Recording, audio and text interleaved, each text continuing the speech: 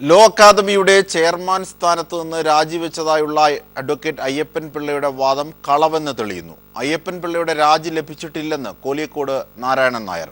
രാജിവെച്ചു എന്ന അയ്യപ്പൻ പിള്ളയുടെ അവകാശവാദം ബിജെപിക്ക് വേണ്ടിയുള്ള നാടകം എന്നാണ് ഇത് തെളിയിക്കുന്നത്. ജനുവരി മാസം 28-ാം തീയതി ബിജെപിയുടെ സമരപ്പന്തലിൽ വെച്ച് മാധ്യമപ്രവർത്തകരെ കണ്ടപ്പോൾ അയ്യപ്പൻ പിള്ള പറഞ്ഞത് ഇങ്ങനെ: ഞാൻ പ്രശ്നിച്ചു, ഈ കോംപ്രമൈസ് ടാക്ക് ഫെയിലാണ്, ഞാൻ രാജിവെക്കുന്നു പറഞ്ഞു. അപ്പോൾ തന്നെ ഞങ്ങൾ ഡിസ്ട്രിക്ട് പ്രസിഡന്റ് സുരേഷിൻ്റെ എൻ്റെ റെസിഗ്നേഷൻ ലെറ്റർ കൈ കൊടുത്തു. ഓപ്പറേഷൻ ഇല്ലാതെ മരുന്ന് കൊടുത്ത് മാറ്റാൻ നോക്കുമെന്നാണ് നമുക്ക് ചോദിക്കുന്നത്. അതിന് മരുന്ന് കൊടുക്കാതെ മാറ്റാൻ കൊടുത്തു നോക്കിയല്ലേ മാറ്റാൻ നോക്കും. എന്നാൽ കഴിഞ്ഞ 4-ാം തീയതി വൈകിട്ട് ബിജെപിയുടെ സംസ്ഥാന അധ്യക്ഷൻ കുമ്മനത്തോടൊപ്പം വാർത്താസമ്മേളനം നടത്തിയപ്പോൾ അയ്യപ്പൻ പിള്ള മലക്കം മറിഞ്ഞു.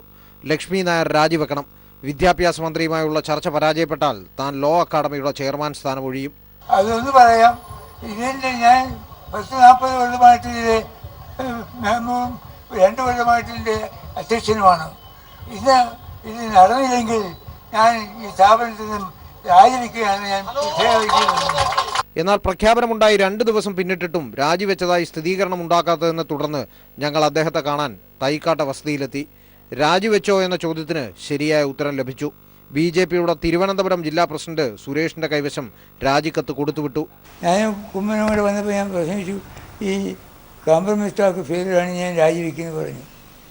അപ്പോൾ തന്നെ ഞങ്ങൾ ഡിസ്ട്രിക്ട് പ്രസിഡന്റ് സുരേഷിൻ്റെ എൻ്റെ റെസിഗ്നേഷൻ ലെറ്റർ കൈ കൊടുത്തു. അഡ്വക്കേറ്റ് അയ്യപ്പൻ പിള്ള പറഞ്ഞത് ശരിയോ എന്നറിയാൻ ഞങ്ങൾ കോലിയക്കോട് നാരായണൻ നായരെ കണ്ടു. സുരേഷ് എൻ്റെ കത്ത് കൊടുത്തിട്ടില്ല, എനിക്ക് അങ്ങനെ കത്ത് കിട്ടിയിട്ടില്ല, ഇതുവരെ എൻ്റെയും കിട്ടിയിട്ടില്ല. ഞങ്ങളവിടെ മെമ്പറായതിനു ശേഷമാണ് BJP ചേരുന്നത്. എന്നെ വെച്ചോ പറഞ്ഞിട്ടാണ് BJP ചേരുന്നത്, എനിക്ക് കിട്ടിയിട്ടില്ല. ഗവേണിംഗ് കൗൺസിൽ യോഗം ലക്ഷ്മി നായരെ മാറ്റാനായി ഉപസമിതിയെ നിയോഗിച്ചതായി താൻ അറിഞ്ഞിരുന്നില്ല എന്ന അയ്യപ്പൻ പിള്ളയുടെ വാദം നിരർത്ഥകമാണെന്ന് കോലിയക്കോടിന്റെ കൈവശമുള്ള രേഖകൾ വ്യക്തമാക്കുന്നു.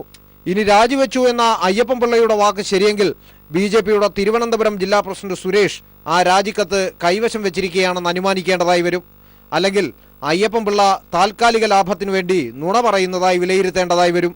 ഉത്തരം എന്തായാലും ഞങ്ങൾ പ്രേക്ഷകരുടെ അനുമാനത്തിനായി വിടുന്നു. News bureau, Thiruvananthapuram.